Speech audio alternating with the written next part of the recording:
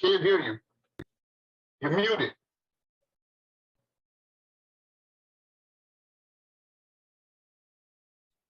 Thank you very much. Sorry about that. You can hear me now, right? Yes. Okay. My name is Bernadette, and I am an alcoholic and an addict. And it is just an honor to be here. I'm just trying to fix this, my computer screen. I am, as Calvin said, okay, there we go. I'm sort of losing, not sort of, I'm losing power. Physically, I am losing power. I have I have a couple of different things wrong with me, but ultimately, I'm an alcoholic. And because I'm an alcoholic, I'm not afraid so much of what's out there. I'm not afraid of the gutter or the street or the difficulty of where we wind up with our addiction, especially if we hit kind of a low bottom. I'm not afraid of that. What I was always afraid of growing up, I grew up in a house with many of us. There were 6 of us, sisters and 1 brother, and my mom, and we worked, and I'm not going to give a whole history of that because I am so happy that we are on step 11. By this time, we have already put down the drink. We have already, you know, we've worked already up until 10 now. Now we're looking at 11. And I love this. When I saw the little picture, I wanted to keep looking at my phone of tonight's meeting and the quote and the page and the big book. And I said, oh, how interesting. This is very curious. I didn't know this was in the big book. So I went to the big book, page 87. And I'm reading the whole page 87, thinking like, what is wrong with me? And it's actually from the 12 and 12 on page 101. And I love this because because the spiritual life is not an intellectual exercise. It's not about the page. It's not about the right words or how am I going to say it right? And I do want to say things right. I do want to be able to carry the message, but the message isn't mine. The message is of God. And sometimes God uses the Bernadette voice. Many times he uses the Calvin voice. I hear him use the Mickey voice. I hear him use Teresa voice. I mean, this is how God works.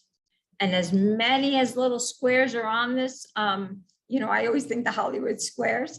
With all these different little squares, the Spirit of God via Zoom has been able to work in a manner with somebody like, I know Chris Finley, who's out in California now, who I know from a Zoom meeting, and I'm able to text her and say, oh, and I'm going to share tonight. And she says, oh, great, I'll come.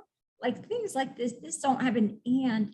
I'm able to reach people who I haven't tangibly, physically, person to person met. And yet they're right here with my heartbeat, their heart's beating. And so I'll tell you a little bit of what happened that brings me to where I am with the illness in this. In 1987, August 11, 87, I got sober. And I mean, that was the day that of sobriety, that I stopped drinking, and I'm using all kinds of paraphernalia. So the thing about it is that in 1989, I was at work and I'm working, doing my little cubicle. And all of a sudden I couldn't see out of one of my eyes, my left eye. No, I'm sorry, my right eye, completely blind as I was at work. And I'm sober now, I'm newly sober, I'm 2 years in.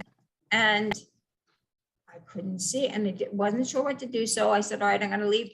I had to leave work, went to the doctor, and the doctor said to me, okay, this is optic neuritis. It's like a nerve, it's like a virus in your eye. And it could be multiple sclerosis, but we really don't know.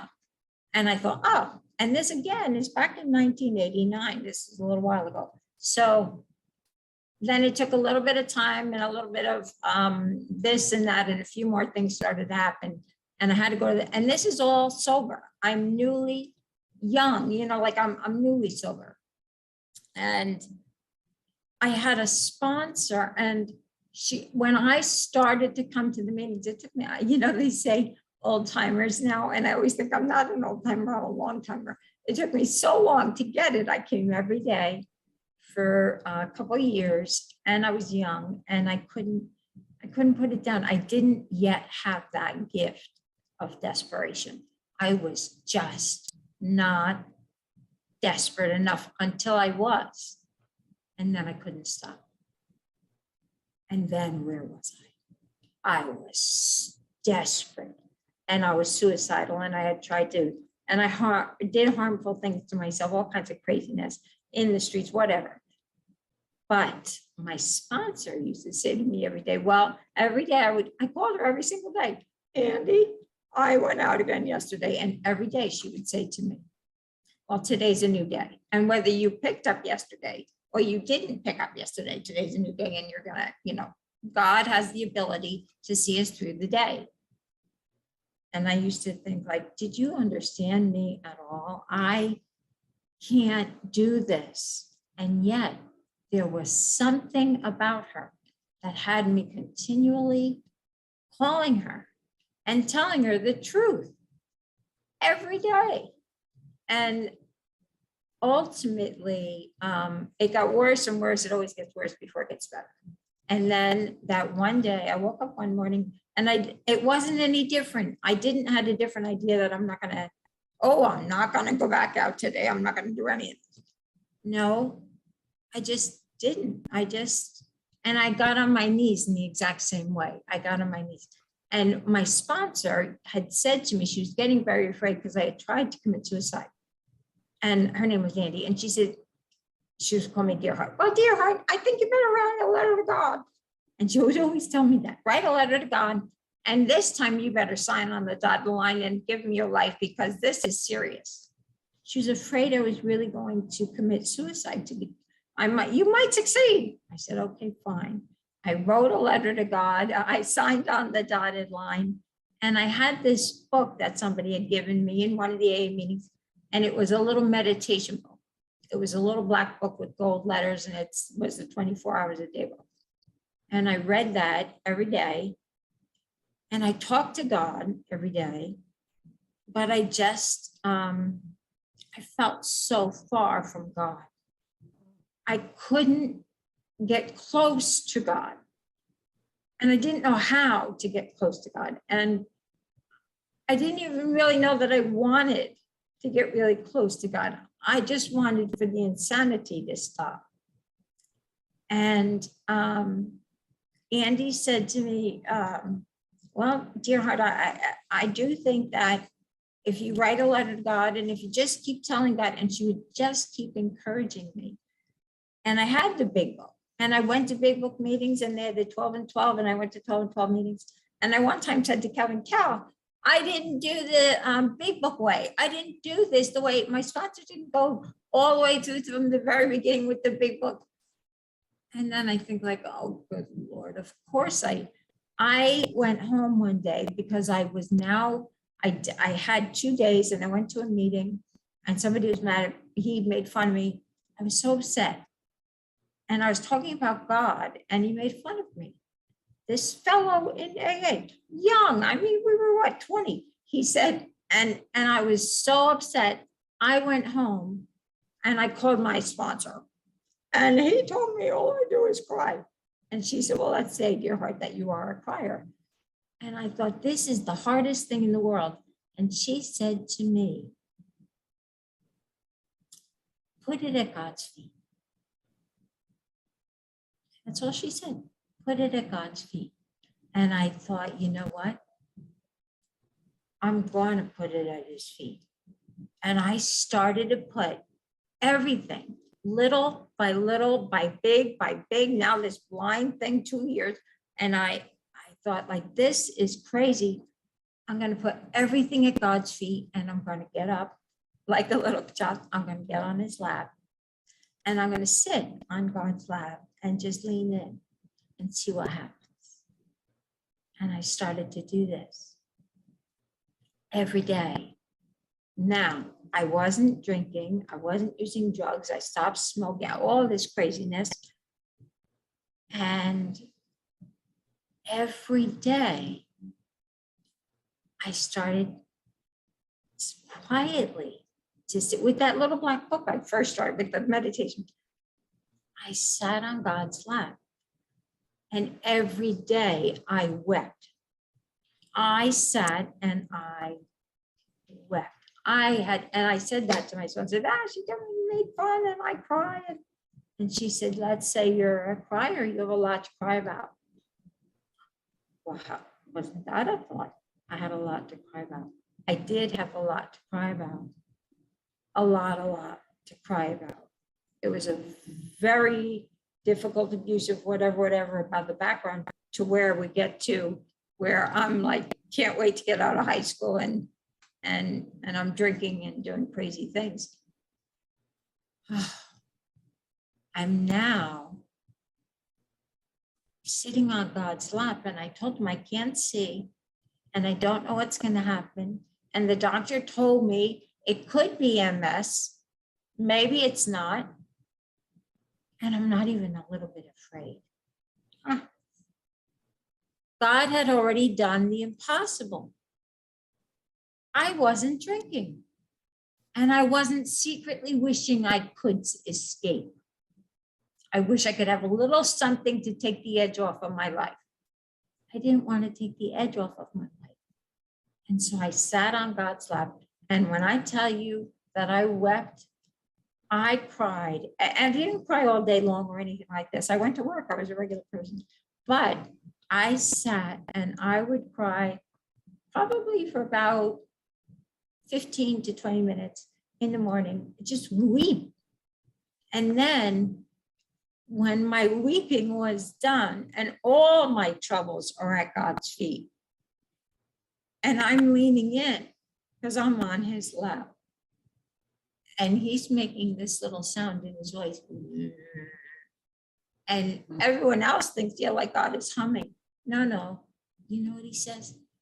My beloved, precious little Bernadette, in whom I am well pleased. My precious Bernadette. And the big heavy chin of God on top of my little head, leaning in.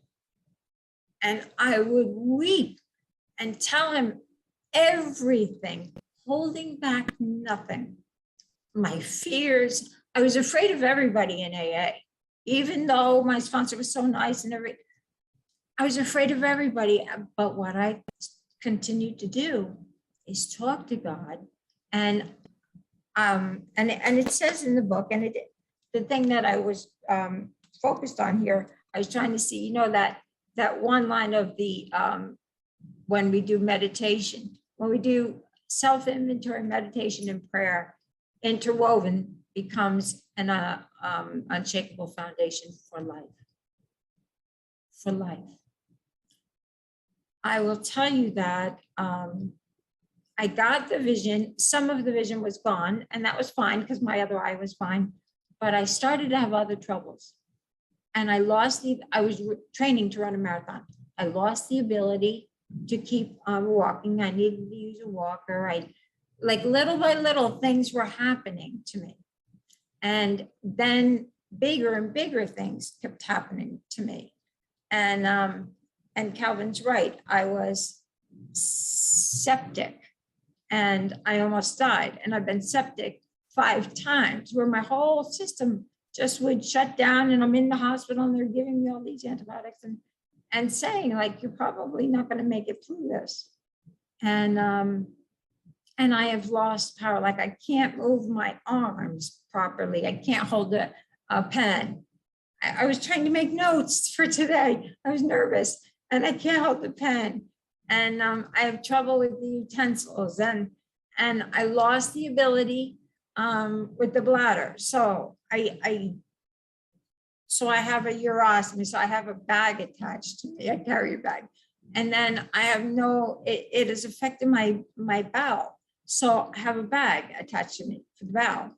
And so I'm like the bag lady. So I have all these different little bags and they're all attached to my chair. Not those bags are attached to me. But again, like if you knew this kind of craziness of life can get hard, right? And then life can get much more difficult and more difficult. And physically, it seems that the deeper I grow in my spiritual life with God, the less physical power I have. And I think, well, what kind of an idea is this? Like, what do you think? This is not a good idea. So I don't know if I'm making any good sense telling you about this, the way that it works. But what it works is that the one thing that I don't want is I don't want to drink. I don't want to pick up what I want, as I want to grow in my relationship with God as I understand him. And when it talks about meditation, we cannot box God in. There's no boundary. There's no width. There's no height. We can't box him in because he's boundless. God, and I think of God as my father, and I think like my world-weary, war-torn, broken heart. I lean in until when my weeping is done and I am quiet and my heart begins to be in union and communion with the heartbeat of God. And he says, open your hands. Just open your hands. You stay right here with me and open your hands. My love will pour through you. It will be in your room. It will be in the hallway. It will be out into your town. In fact, it's going to make its way around your country, and then it's going to be around the world. This is the power of God. Who knew 35 years later we would be with Zoom and we would really be around the world with the people from everywhere hearing and listening. And even the fact that we want to tap in to a power source of love. Because the quote, and I love this, what's the purpose of meditation? To improve our conscious contact with God, with his grace, his mercy, his wisdom, and his love. Look on the page 101 towards the bottom. You'll find it there. It's all in there. And the instructions, I love that they write this 12 and 12. The essays come after the big book. I love the big book. Of course, we wouldn't have the essays without the big book. And yet, my sponsor, she's so funny. My original sponsor, she died recently, a couple of years, 2 years ago, she died. And she was only my sponsor for 6 years, but we remained good friends. And my sponsor now has been my sponsor for 30 years. She says to me every now and then, like, you know, Bern, we just keep going back again and again. We keep giving it back to God, and God keeps giving it back. Like, it's the breath. As we breathe, and this is what I also believe, when we really begin to understand that just our breath is our prayer, we begin to understand what prayer is. And meditation is the, is that a warning? Do I have to, hold on one second. Oh, Mick, you can just tell me when I have to stop talking or something. Because if it gets a warning, if you were going to put a warning there, just some warning on my computer screen, but I can't read because now I can't see. So just to get on to catch up a little bit more with the MS progressing. So I can't walk. I don't have any power over the bladder. I have no power over the valve. And 14 years ago, I had something called Trigeminal Neuralgia, which is an entirely different disease, neuro thing, except that it feels like as if you got a shock, an electric shock. So I'm brushing my teeth and I looked for the outlet because I thought I was shocked. And then that repeated, and it repeats and repeats.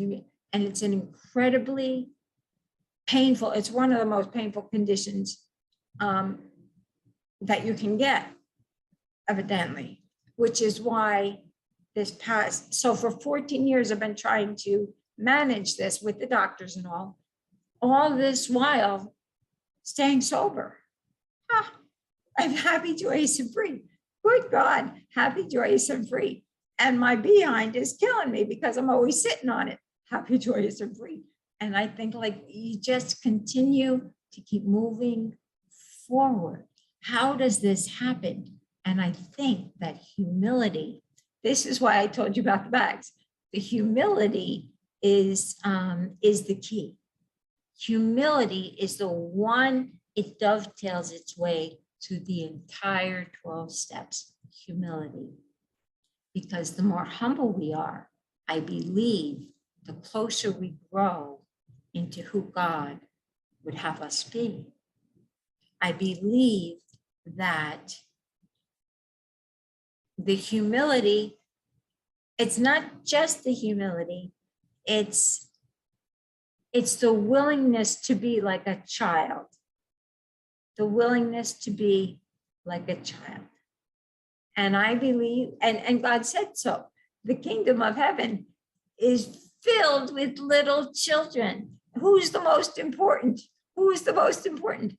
The little children are the most important. And the entry into heaven is so low that none can get in but a little child, unless to get in, I get down on my knees and I go in humbly on my knees. And this is why I did not have the example of a father who was loving and kind and holding you. Nothing like this. My dad was not well. It was not very good at all. It was horrible. But, and you know, the state came in, it was not good. But I have seen it. I have seen fathers and babies or adults or mothers with their children. But I think the father, I've seen it. I know what it looks like. I watch it. It wasn't my example, but I can embrace this example. I can welcome this idea, because when God puts his arms around me, you know what it's like to sit on, did you ever sit on somebody's foot and like have them walk when you're a kid and you sit on their foot and hold on to their leg? I hold on to God's leg and sit on his foot. I think, well, I can't walk, but I go all over the world on God's foot. This is like just this kind of childlike trust and developing in that relationship with God. It seems that the more childlike we become, the more mature, the kinder we are. I am. And I am not so quick to judge anybody for anything. I always think, why? Because I had to do that 9th step. Forgive everybody, everything, all the time. That it just works well. And I think to myself, like, I judge no one, not for any reason. Why? Because I know myself. Why do I not judge? I know myself. I continue to go back and my heart continues. I lean in and I feel God, and I can feel him swallow. And every now and then I stand up on his lap and I think, oh, do you have an ear? Imagine if God has an ear. Can I see your ear? And I play these things with God. And I had this one friend in a meeting, and he was so shy and he was so quiet, and he only had like 2 or 3 teeth. And then he only had 1 tooth. And I said, Charlie, what happened to your teeth? Now you only have 1. And he was one of my dearest friends. And I used to think, I think that God, what if God had 1 tooth? And I would say to God, well, you know, you have all the power in all the world. You have the ability to get us sober and keep us walking on this path. and you have one tooth? Like, what's with that? And he just kind of laughs and he smiles and he nods with his one tooth.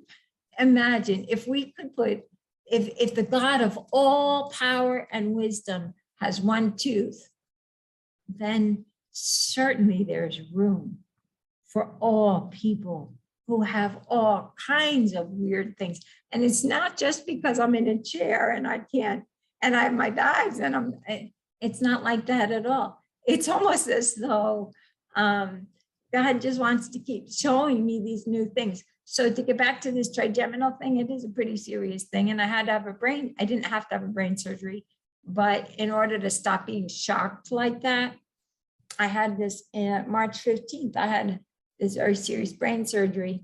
And one of the results is that, well, half of my face, I can't really feel it, my left side now. And so, you know, you bite your cheek or whatever on the inside. This is not the worst thing. The difficulty is that an unexpected, unexpected problem or, you know, development is that I can't see out of my good eye, out of my left eye. So now I can't really see out of my right eye, and I can't see at all out of my left eye. And now I'm seeing specialists to see if they can get my vision back. And this is not easy. I don't mean to say like, oh, and I'm just fine and things can keep happening. No, I still go. And now of all things, this is the craziest thing. I only get tear out of one eye. Crazy, right? But it's the way it is. Is it acceptable? Is it okay? If you know what it's like to lean into the heartbeat of God and feel the power and strength of the arms and the will and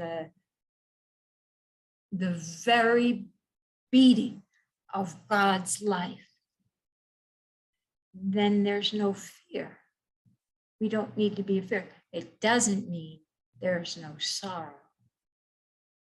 I have great sorrow. I'm sorry it's like this. I'm sorry for my husband. This wasn't the plan. This was not what we were going to do. We were not going to certainly be. We were training to run the marathon. He ran the New York City Marathon. I didn't get to run, but that's okay because God has me running other things. And even that, do you see the incentive? Like, how crazy is that? But that's okay. So now here I am with this crazy, crazy life and crazy body.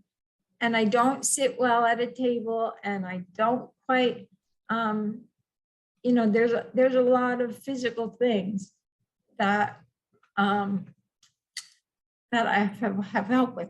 I can't stand to shift or to get myself. And I think, oh, but I can take my own shower. No, not really, but sort of enough, you know, like, and I think, and then I come out of the shower, my husband wants to know, so you ready to work out? And I'm like, don't you think putting my shoes on was the workout? And yet there is joy in the moment. Every day there is room for joy. Happy, joyous, and free. This does not mean that there is no sorrow or there is no difficulty. There is difficulty. There is sorrow. And yet, and you know the one part in the book where it does say, deep down in every man, woman, and child is the fundamental idea of God. I believe this because it's true. It's true. It's an individual adventure. It's an individual adventure. This adventure with God, that's also in the book. Right around that same, look at page 101, very interesting. It says that in there. It's very interesting about meditation, about what is meditation, the purpose and the point of meditation, to get back in touch, that ultimate, what is that 11th step? Oh, yes, well, we're going to continue through prayer and meditation to improve our conscious contact. It's interesting how step 12, you know, it does not say, haven't stayed sober as a result of these 12 steps. or having gotten our lives in order and having things worked out, having had a spiritual awakening as the result of all of these 12 steps. It's very interesting. Very interesting. This is all about God's love for us. And ultimately, I think that it is in his love for us. He can't get enough of us. He just can't get enough of us. And I've seen parents with little children. They are thrilled with this little child. And I think this is how God is with us, with each of us, no matter what our condition is, no matter what we look like, no matter what we think or call God. And my friend said to me, well, my sponsor is, she believes in Buddha. And what do you think of that, Bernadette? Because I know you're a Christian. What do you think of that? She calls him Buddha. She keeps repeating this. Finally, I said to her, yes, I understand. This is fine. I think you can call God Buddha. I think you can call him Allah. You can call him Muhammad. You can call him Jesus. You call God what you want to call him, as long as you call him. I don't think he's interested in what we call him. I don't think he's interested in how we see him or what. It's an individual adventure. Find his nickname. Get to know God enough so that you have your own personal nickname. He has yours and you know his, and there is no separation. There is nothing that can come in between.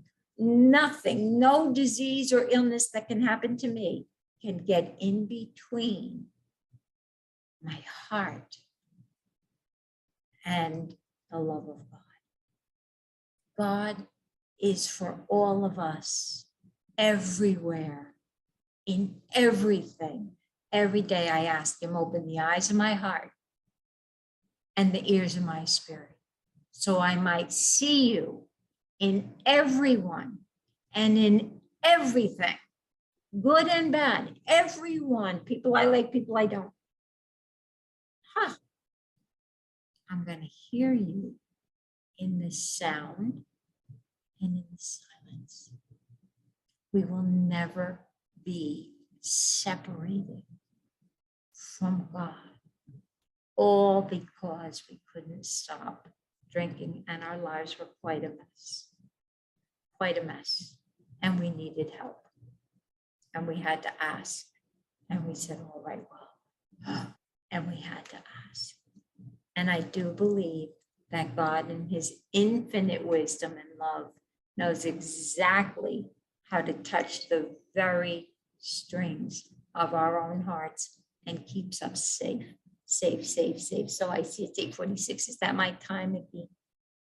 All righty, there you go. Thank you so much for listening to me. I hope I brought you an okay message. Yeah.